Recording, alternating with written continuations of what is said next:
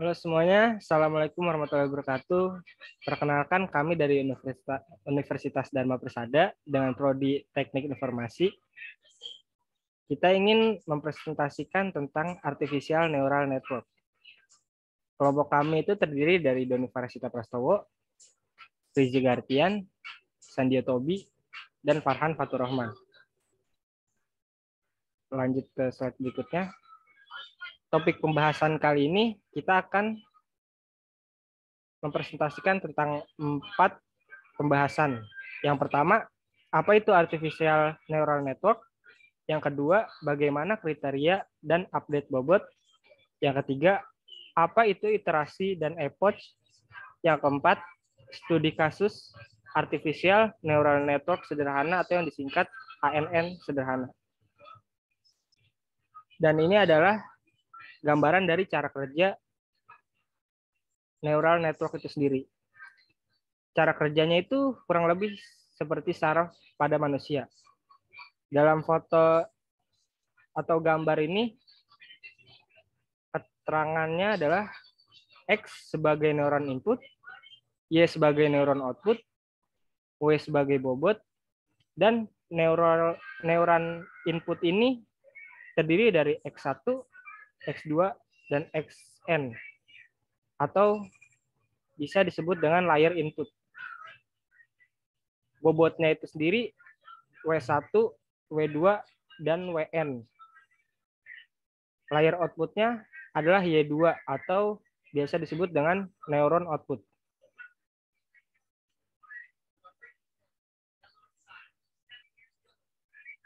Apa itu artificial neural network? Neural network adalah sebuah sistem untuk pemrosesan informasi dengan meniru atau mengadopsi mekanisme cara berpikir sebuah sistem atau aplikasi yang menyerupai sistem syaraf, baik untuk pemrosesan berbagai sinyal elemen yang diterima, toleransi, kesalahan atau error, dan parallel processing. Neural network dibangun dari banyak node atau unit yang dihubungkan oleh link secara langsung. Link dari unit yang satu ke unit yang lainnya digunakan untuk melakukan propagasi aktivasi dari unit pertama ke unit selanjutnya. Setiap link memiliki bobot numerik. Bobot ini menentukan kekuatan serta penanda dari sebuah konektivitas. Selanjutnya akan dipresentasikan oleh Saudara Farhan. Yep. Selanjutnya, pada proses ANN dimulai dari input yang diterima oleh neuron beserta dengan nilai bobot dari tiap-tiap input yang ada. Nah, setelah masuk ke dalam neuron, nilai input akan dijumlahkan oleh suatu fungsi perambatan atau disebut summing function. Nah, yang bisa dilihat seperti pada gambar dengan lambang sigma. Hasil penjumlahan akan diproses oleh fungsi aktivasi setiap neuron. Di sini akan dibandingkan hasil penjumlahan dengan threshold atau yang disebut nilai ambang tertentu. Nah, jika melebihi threshold, maka aktivasi neuron akan dibatalkan. Sebaliknya, jika masih di bawah nilai threshold, neuron akan diaktifkan. Setelah aktif, neuron akan mengirimkan nilai output melalui bobot outputnya ke semua neuron yang berhubungan dengannya. Proses ini akan terus berulang pada input-input selanjutnya.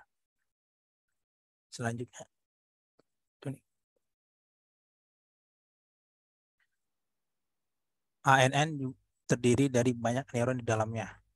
Neuron-neuron ini akan dikelompokkan ke dalam beberapa layer.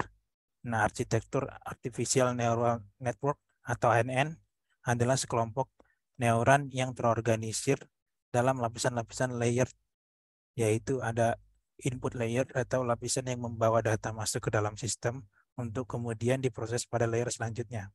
Yang kedua ada hidden layer.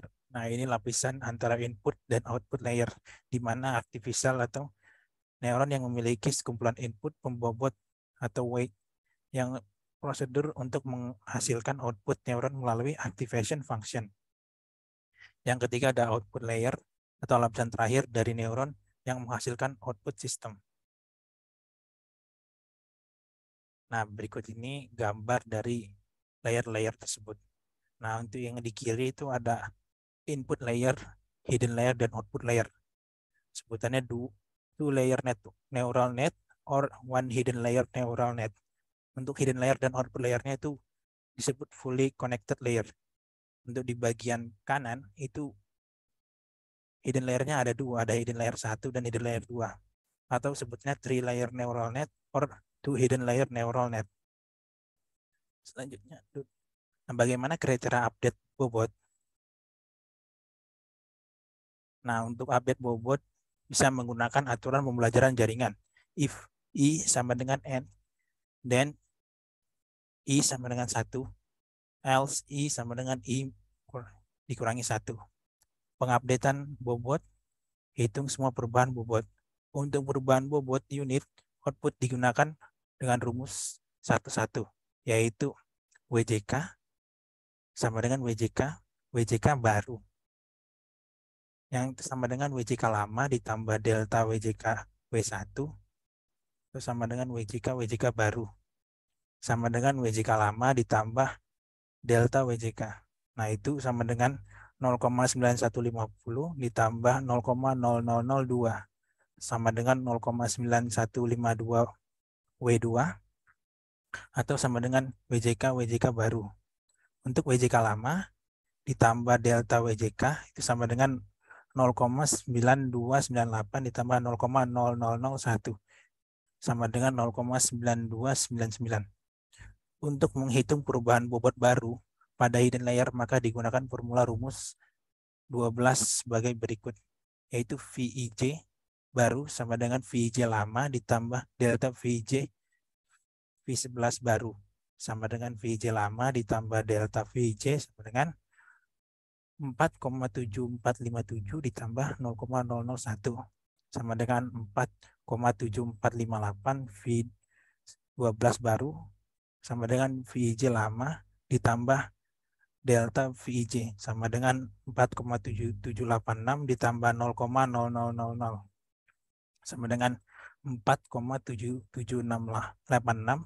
V21 baru sama dengan VIJ lama ditambah delta VJ itu sama dengan minus 5,6246 sama dengan 0,0001 sama dengan minus 5,6245 V22 baru sama dengan VJ lama ditambah delta VJ sama dengan 4,8679 ditambah 0,0000 sama dengan 4,8679 V31 baru itu sama dengan VIJ lama ditambah delta VIJ sama dengan 1,9958 ditambah 0,0001 sama dengan 1,9959 V32 baru ditambah VIJ lama ditambah delta VIJ sama dengan minus 4,7393 ditambah 0,00000 sama dengan minus 4,7393 V41 baru ditambah VIJ lama ditambah delta VIJ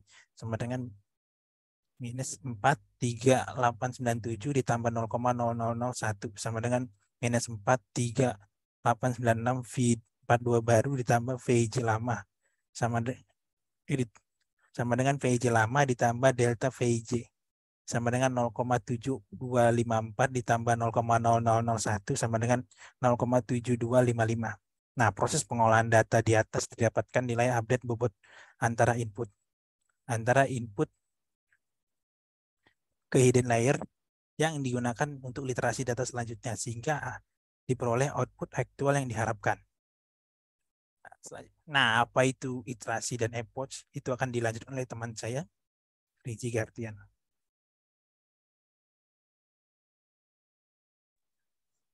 Ya, saya Priji Gartian untuk saya melanjutkan presentasi ini, yaitu tentang iterasi.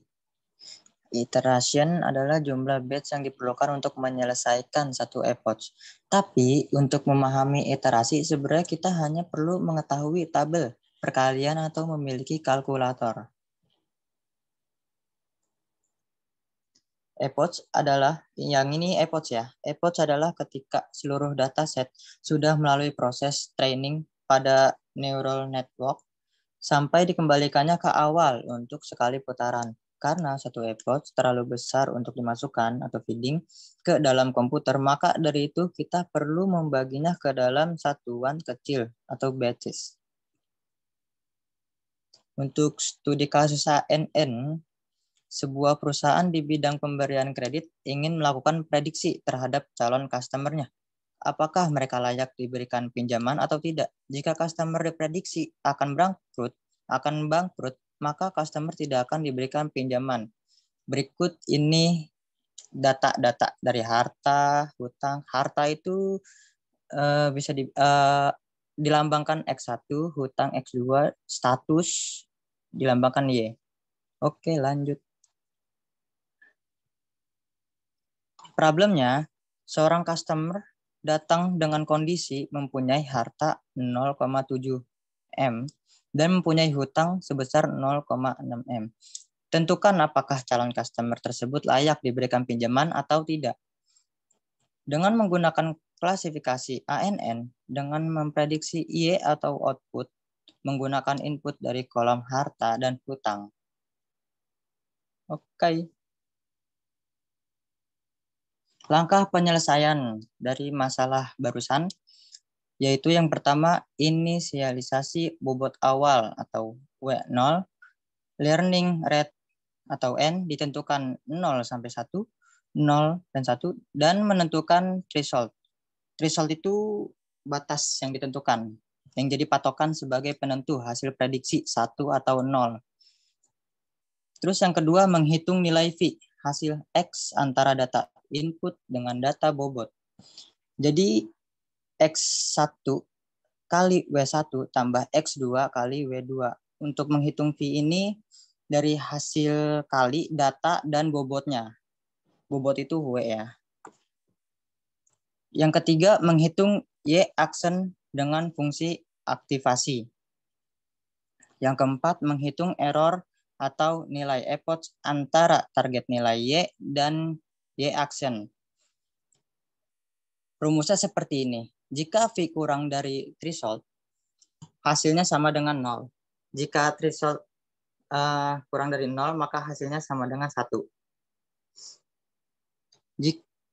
Jika masih ada error, maka perbarui bobot menggunakan formula W baru sama dengan W lama tambah N kali error kali X. Yang keenam, ulangi iterasi hingga error bernilai 0. Oke.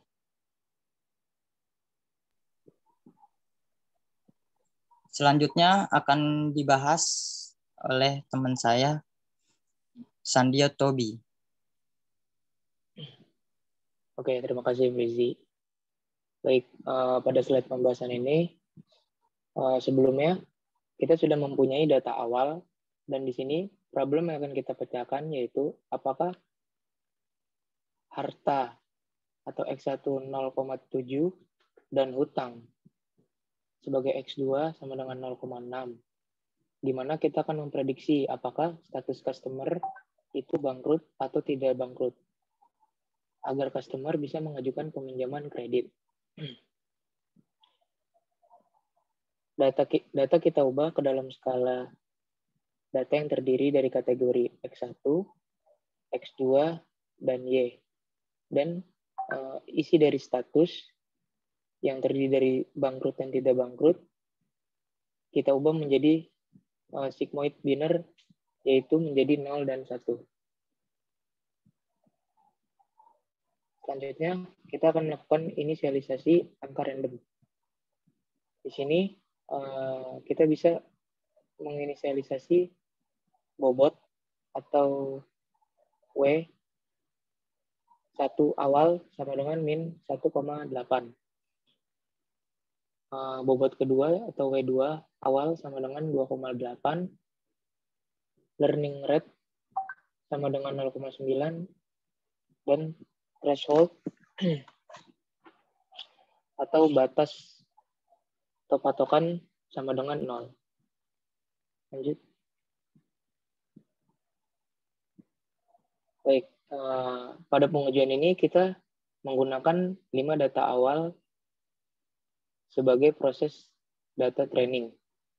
Dan pada proses data testing, kita menggunakan input angka 0,7 atau X1 dan 0,6 atau X2 yang akan kita prediksi untuk menentukan output atau target yang akan dihasilkan dengan melakukan perhitungan fungsi aktivasi pada proses iterasi. Baik, selanjutnya saya akan masuk ke penjelasan iterasi yang pertama. Di sini untuk X1, X2, dan Y bisa langsung kita pindahkan ke dalam iterasi pertama atau di kolom iterasi pertama. Oke, saya akan menjelaskan untuk mencari nilai V ini.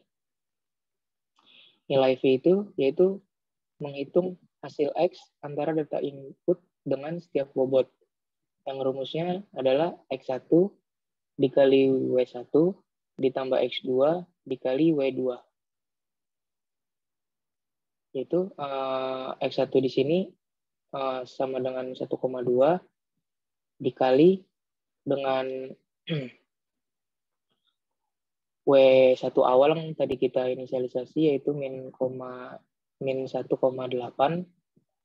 ditambah dengan 0,3 sebagai X2 dikali 2,8 sebagai W2. Yang mana hasilnya adalah min 1,29. Selanjutnya untuk menghitung luaran Y aksen atau fungsi aktivasi, kita bisa melakukan fungsi if yang ada pada Excel, yaitu jika V kurang dari threshold yang diinisialisasi sebagai 0 sama dengan 0, maka jika threshold-nya lebih dari 0, hasilnya adalah 1. Jadi di sini perhitungannya jika V kurang dari threshold sama dengan 0, dan jika V lebih dari 0, maka hasilnya adalah 1. Nah, di sini output dari luarannya itu 0. Berarti nilai V ini kurang dari threshold yang sudah ditentukan, yaitu 0. Maka selanjutnya yaitu menghitung nilai Y, yang mana nilai Y ini sudah didapat dari inisialisasi awal data. Lanjut, kita menghitung error di sini, yaitu dengan nilai Y dikurang dengan nilai luaran Y, yaitu 1 dikurang 0, hasilnya sama dengan 1. Lanjut, untuk menghitung W1 baru, di sini rumusnya adalah W baru sama dengan W baru atau bobot baru sama dengan W lama ditambah learning rate atau N dikali error dikali X. Jadi di sini W awal kita gunakan sebagai W lama, yaitu min 1,8 ditambah dengan learning rate yang sudah kita inisialisasikan, yaitu 0,9 dikali dengan error, di sini errornya 1, dan dikali lagi dengan X awal, X1 kita, yaitu 1,2. Hasilnya adalah min 0,72. Lanjut ke W2 baru, caranya juga sama, yaitu W2 awal atau bobot 2 sebelumnya yang sudah kita inisialisasi, kita hitung sebagai bobot lama sama dengan 2,8 ditambah dengan learning rate yang sudah kita inisialisasikan adalah 0,9 dikali dengan error, di sini errornya adalah 1, Dan kita kalikan lagi dengan nilai X 2, yaitu 0,3. Hasilnya sama dengan 3,17. Lanjut untuk menghitung delta sendiri, yaitu dengan kita mengurangkan 0,72 atau W1 baru dikurang dengan min 1,8. Yang mana hasilnya adalah 1,08 untuk delta W1 dan untuk nilai delta W2 yaitu kita kurangkan W2 baru itu 3,17 dengan W2 sebelumnya yang sudah kita inisialisasikan di awal yaitu 2,8. Hasilnya adalah 0,27. Oke, nilai ini langsung bisa kita tarik ke bawah jika menggunakan Excel, yang mana hasil dari iterasi pertama di sini bisa dilihat nilai errornya masih belum semuanya 0. Berarti kita masih harus melakukan inisialisasi atau mengulangi iterasi hingga error yang ada di sini bernilai 0. Lanjut.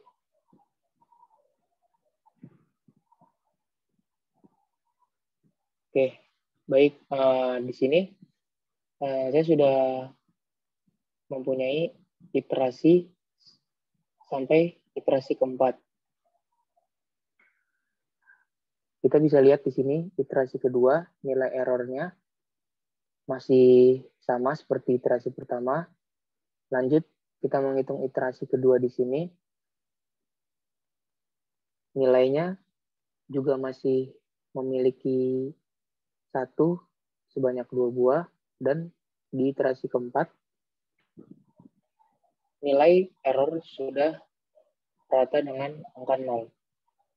Hasil prediksi menunjukkan bahwa dengan melakukan fungsi aktivasi atau Y prediksi dari input X1 dan X2 dan inisialisasi bobot W1 dan W2 dapat diambil kesimpulan untuk studi kasus calon customer yang mempunyai harta 0,7 dan mempunyai hutang sebesar atau sebanyak 0,6 layak diberikan pinjaman kredit, karena dari hasil prediksi kita bisa membuktikan bahwa calon customer yang mengajukan peminjaman kredit tidak bangkrut. Oke, kita bisa lihat di sini prediksi dari 0,7, X1 0,7 dan X2 0,6. Nah, di sini masukkan nilai V, kolom V, yang mana cara perhitungannya tadi adalah X1 0,7 dikali W1 baru 0,54 di sini ditambah dengan X2 0,6 dikali W2 min 0,25 yang hasilnya adalah 0,228. Di sini kita menghitung fungsi aktivasinya, yang mana jika nilai V kurang dari threshold yang sudah ditentukan yaitu 0 sama dengan 0, dan jika nilai V lebih dari 0, lebih dari threshold sama dengan 1, maka hasilnya di sini adalah 1. Jadi bisa diprediksi atau dibuktikan bahwa calon customer tidak mengalami kebangkrutan dan bisa mengklaim peminjaman kartu kredit. Ya.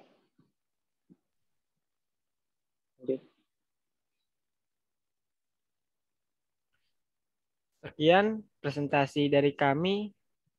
Mohon maaf bila ada kesalahan, besar kecilnya kesalahan. Wassalamualaikum warahmatullahi wabarakatuh. Waalaikumsalam warahmatullahi wabarakatuh.